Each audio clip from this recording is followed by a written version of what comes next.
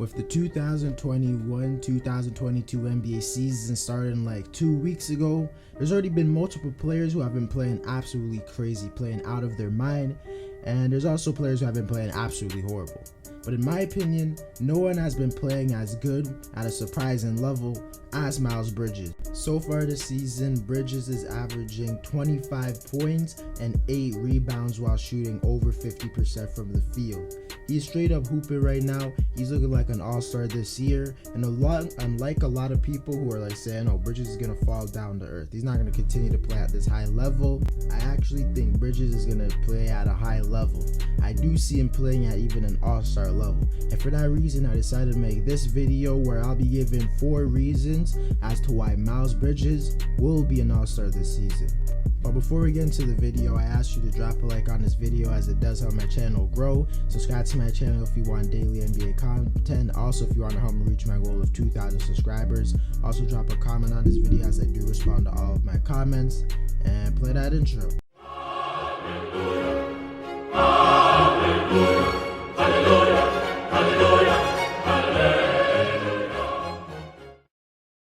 But quickly before we get into the video, I gotta show you this really quickly. This is the new Diversion water bottle. It's basically a water bottle where you can put stuff like your keys, wallet, and other kind of small items like in your water bottle that will make you lose it way less. And it will also just help you to not have your pockets full and things like that. Click the link in my bio if you're interested, and into the video. The first reason I think Bridges will be an all-star this season is because of the obvious work that has been done on his three-point shot.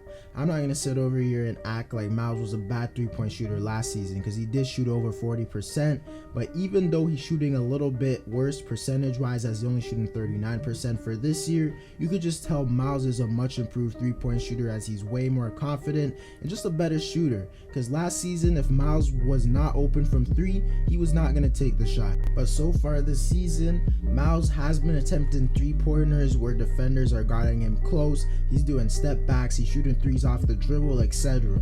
That just shows me he made some obvious work on his 3-point shot. And you might be wondering, how does him having a good 3-point shot equivalent to him making the all-star team?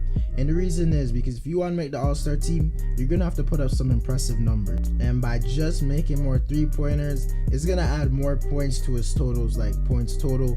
Also, if he's a good 3-point shooter as he's been through the first 5 games, defenders are not going to leave him open as much, because like I saw like versus the Magic and stuff, they kept leaving this guy open, he kept knocking them down, and then they started like closing out on him hard. Then he got easy points at the basket.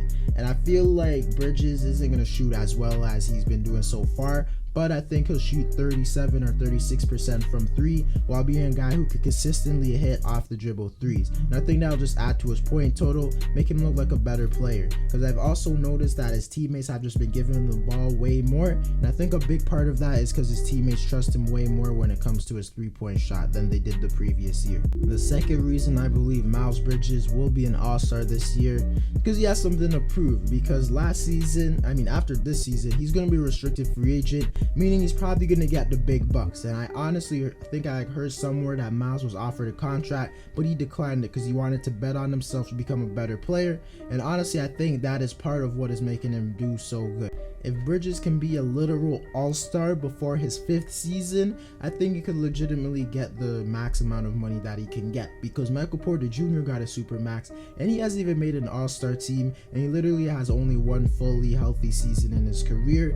And I do think there's a chance Miles could get a super max, but I don't think Miles Bridges is going to be as good as Michael Porter Jr. has potential, but you know what I mean. I think he could get the same amount contract, because if he got one like last off season, I think he would have got like a $20 million deal or something, but now I could honestly see him getting somewhere around a $30 million deal.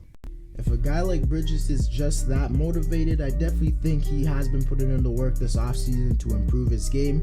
I don't think he just got off to a hard start, because it's not like he's shooting like 60% from the field or like shooting 50% from 3.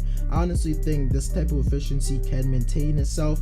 I honestly think he just put in a lot of work because he wants that max contract. So I definitely think that will help him to make the all-star team. The third reason I think Miles Bridges could make the All-Star team is because of the competition in the Eastern Conference for the All-Star spots. I think we all know when it comes to individual players for the All-Star team, it's way harder to make it in the Western Conference rather than the Eastern Conference. And since Miles plays for the Charlotte Hornets, who are obviously in the East, that is to his advantage. But just don't think it's easy to make the All-Star team, because this is still a very prestigious award to make the All-Star team, and there's many front court players who I think could easily make it over Bridges. But if he does make it, I think actually has a realistic chance to make it. But there's a lot of forwards in the discussion for the All-Star team. To name some forwards who can make the All-Star team over him, or who at least can be in the discussion with them, there's Kevin Durant, who's for sure going to be an All-Star starter unless he gets injured. There's Jimmy Butler, who's for sure going to make the All-Star team unless he gets injured. DeMar DeRozan could possibly make it if the Bulls are really good by the All-Star break, also if he's averaging 22 points per game. Chris Middleton will probably make it because the Bucks are really good. Jason Tatum will for sure make it because he's good enough to make it and he's very popular. And then there's guys like OG Anunoby, Jeremy Grant, and Gordon Hayward are kind of all-star, dark horse all-star candidates. I don't think I put any of them over Miles at this point. But also there's power forwards like Giannis, who's for sure going to make it unless he's injured. Tobias Harris is definitely going to be in contention, but he's never made it. I don't see any reason why he would randomly make it now unless the Sixers are really good, or if he's really good. And Julius Randle will probably make it, but I think there's a decent chance he's a little bit worse than he was last season, and that could cause people not to vote for him. But I'm not gonna lie, he's been looking pretty good to start the season, and the Knicks have been looking good, so I'm kind of questioning that. I would say Domantas Sabonis, who is an all-star level player, but I do think there's a chance the Pacers could fall off a little bit this year. And you have to realize that last season Domantas was literally balling out at a crazy level, averaging 23 points, 6 assists, grabbing 12 rebounds and stuff. And the Pacers were literally the 4th seed at the All-Star break, and he still didn't make the All-Star team. So I don't think it's crazy to think that even if he plays at the same level, even if the Pacers are good, he still doesn't make it. It's not right, but you have to take that into consideration. So to be honest, there's only 4 forwards who I think will for sure make the All-Star game, and the rest are guys who I just think will probably make it, but I'm not willing to bet my life on it, which means there's definitely room for Miles Bridges to sneak in. I think he can do it kind of how Julius Randle sneaked in, and I think he can make it over a guy like Middleton, Randle, or Tobias Harris. And if Charlotte keeps winning games and he's averaging 22 points or more on good efficiency, I definitely think he could be an all-star, and I think he'll probably make it as one of the reserves because he's not crazy popular as the other all-stars. But if he's playing at a great level, Charlotte will definitely make sure he's voted in. The 4th reason I think Miles Bridges will make the All-Star team this year is due to the fact that Bridges will just be getting a bigger role this upcoming season. It's kind of clear because the Hornets got rid of, well, they didn't really get rid of him, but Devontae Graham is not on this team anymore, and he was one of their leading shot takers last season. Also, Terry Rozier has been injured in all games except the first, and the Hornets are kind of not desperate, but they are in need of great help around LaMelo. And if Bridges continues to play at this level, I don't see any reason to why they wouldn't keep feeding him the ball as much as they have been. He just has a way bigger role because last season he was literally the definition of a 3-and-D wing who could finish at the basket at an elite level,